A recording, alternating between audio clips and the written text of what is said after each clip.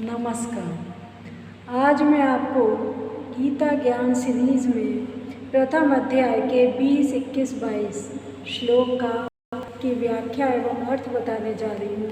तो आइए देखते हैं श्लोक की व्याख्या और अर्थ। ये देखिए, ये है श्लोक नंबर 20।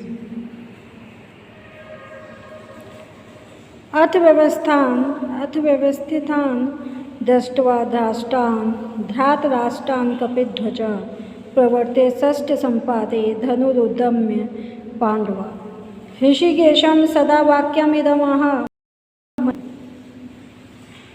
कि अर्थव्यवस्थितान् दृष्ट्वा धृतराष्ट्रान्, कि जब अर्जुन ने पांडव अर्जुन ने जब धृतराष्ट्र के पुत्र धृतराष्ट्रान अर्थात धृतराष्ट्र के पुत्रों को व्यूह में व्यवस्थितान दृष्टवा, व्यूह में खड़े देखा, व्यूह रचना में खड़े देखा, तब कपिध्वज हनुमंत रूपी, हनुमंत बने हुए हैं जिस ध्वजा पर, ऐसी ध्वजा वाले कपिध्वज, कपि माने हनुमान, हनुमान जी की ध्वजा वाले, ऐसे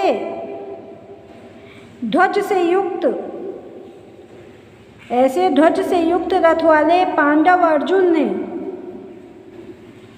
अर्जुन जैसे ही शस्त्र संपाते धनुरुद्यम्य, धनुर माने धनुष को उठाकर, जैसे ही शस्त्र चलाने के लिए प्रवृत्त हुआ, तैयार हुआ।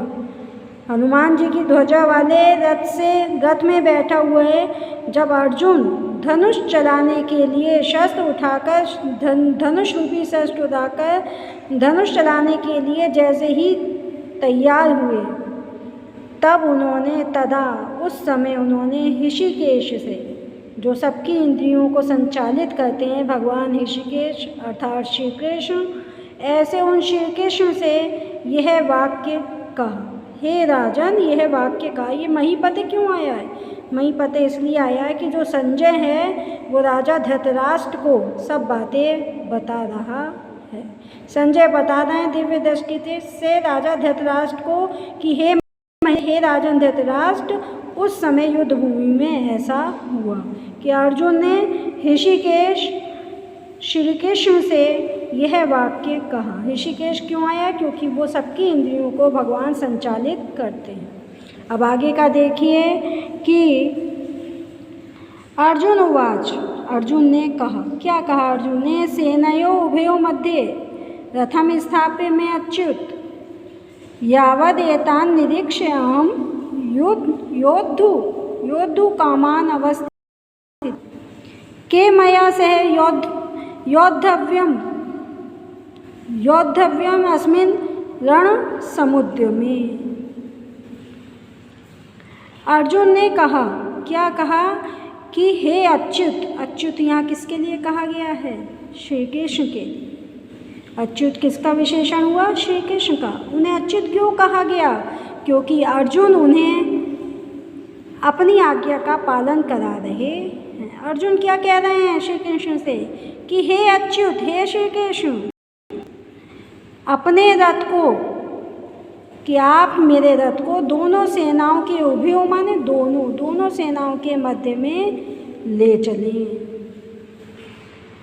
अब इसमें अर्जुन जो हैं वो भगवान को आज्ञा दे रहे हैं, इसलिए भगवान का नाम ऋषिकेश ना होकर यहाँ पे अच्युत रखा गया। अच्युत कहा गया है, जो आज्ञा का पालन करने वाला होता है वो अच्युत कहलाता है।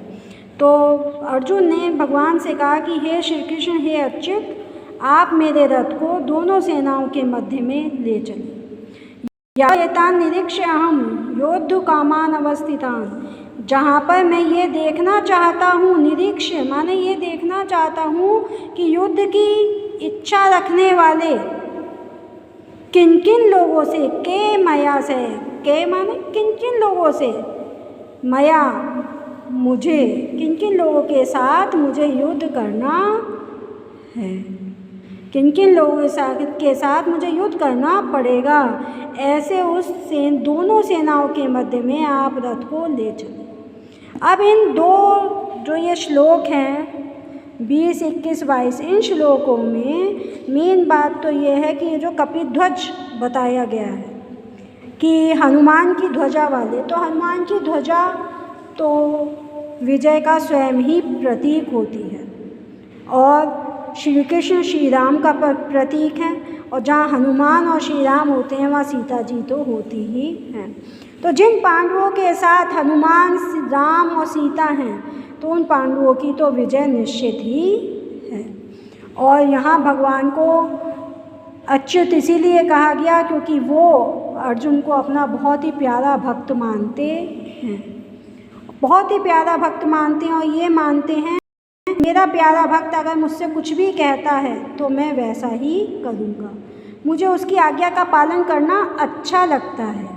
तो इसीलिए यहाँ भगवान को अच्युत कहा गया है, जबकि वो ऋषिकेश हैं, सबकी इंद्रियों को संचालित करने वाले हैं, तब भी उन्हें यहाँ अच्युत कहा गया है।